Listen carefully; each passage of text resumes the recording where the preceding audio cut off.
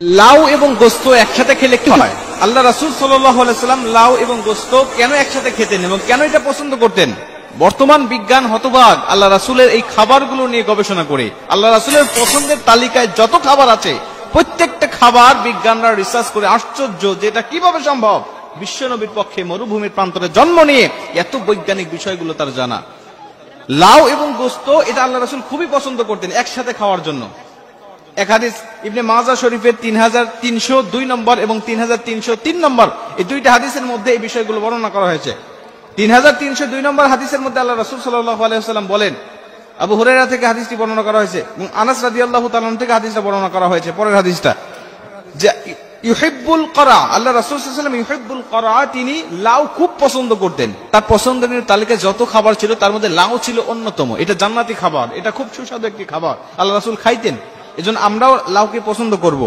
অনেকে বলে যে আমি লাউ পছন্দ করি না, এটা আমাদের বলতে পারবো না, এটা আমাদের বলা ঠিক হবে না, কারণ আল্লাহ রাসূল যেটা পছন্দ করতেন সেটা আমি অপছন্দ করার কে? আমি বলতে পারি যে আমি এটা খাই না, এটা বলতে পারেন, কিন্তু আপনি কখনো বলবেন না যে আমি এটা অপছন্দ করি বা এটা পছন্দ করি না, এটা কখনো বলতে পারবেন না, কারণ আল্লাহ রাসূল এটা পছন্দ করেন। 3303 নম্বর হাদিসের মধ্যে আল্লাহ রাসূল সাল্লাল্লাহু আলাইহি ওয়াসাল্লাম এই হাদিসটা একটি ঘটনা বর্ণনা করা হয়েছে লাউ এবং গোস্ত সম্বন্ধে, যে আনাস রাদিয়াল্লাহু তাআলা আনহুকে তার মা এক ঝুড়ি খেজুর দিলেন, তাজা খেজুর দিলেন এক ঝুড়ি, এবং বললেন যে এটা তুমি আল্লাহ রাসূলের দরবারে পৌঁছে দাও। আনাস রাদিয়াল্লাহু তাআলা আনহু খুশি মনে তিনি এক ঝুড়ি তাজা খেজুর নিয়ে আল্লাহ রাসূলের দরবারে উপস্থিত হলেন, কিন্তু এসে দেখেন যে আল্লাহ রাসূল সে দরবারে উপস্থিত নেই বা বাসায় উপস্থিত নেই। আল্লাহ রাসূল তার একজন মুক্ত দাসের বাসায় দাওয়াত খাওয়ার জন্য তিনি গিয়েছেন, তার খোঁজ নেওয়ার জন্য। নিকটেই বাড়ি হওয়ার কারণে আনাস রাদিয়াল্লাহু তাআলা আনহু তার খোঁজ নিয়ে চলে গেলেন তার বাসায়। গিয়ে দেখলেন যে আল্লাহ রাসূল খেতে বসেছেন, দাওয়াত খাচ্ছেন। যিনি দাওয়াত দিয়েছেন উনি রান্না করেছেন আল্লাহ রাসূলকে খাওয়ানোর জন্য এই গোস্ত দিয়ে লাউয়ের মধ্যে গোস্ত দিয়ে আল্লাহ রাসূলের জন্য তিনি খাবারটা রান্না করেছেন, কারণ এটা আল্লাহ রাসূলের ফেভারিট খাবার ছিল, খুব প্রিয় খাবার ছিল, এজন্য তিনি জানতেন এর জন্য খাবারটা রান্না করেছেন। আনাস রাদিয়াল্লাহু তাআলা আনহু বলছেন, আমি যাওয়ার পরে দেখি যে আল্লাহ রাসূল এগুলো খাচ্ছেন।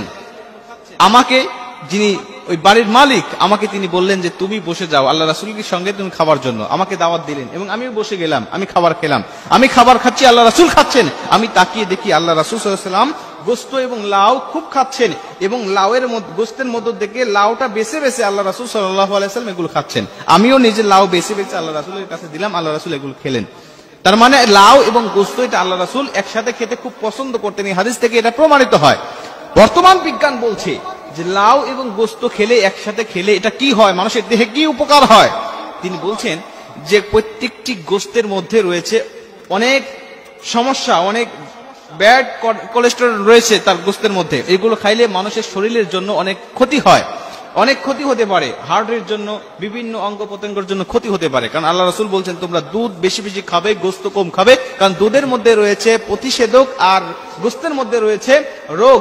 এর জন্য তোমরা গোস্ত খুবই কম খাবে এবং দুধ বেশি খাবে। এটা বিজ্ঞানরাও প্রমাণ করেছে, হ্যাঁ গোস্তের মধ্যে অনেক রোগ আছে, অনেক সমস্যা রয়েছে।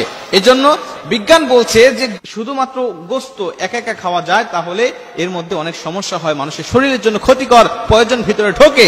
কিন্তু লাউ এবং গোস্ত যখন মিশ্রিত করে রান্না করা হয় এবং এটা একসাথে মানুষের দেহে যায় বা পেটে যায়, তখন এই লাউয়ের গুণাগুণটা এত বেশি থাকার কারণে তখন ওই গোস্তের ক্ষতিকারক বিষয়গুলো সেটা বিসর্জন হয়ে এটা সমান সমান হয়ে যায়।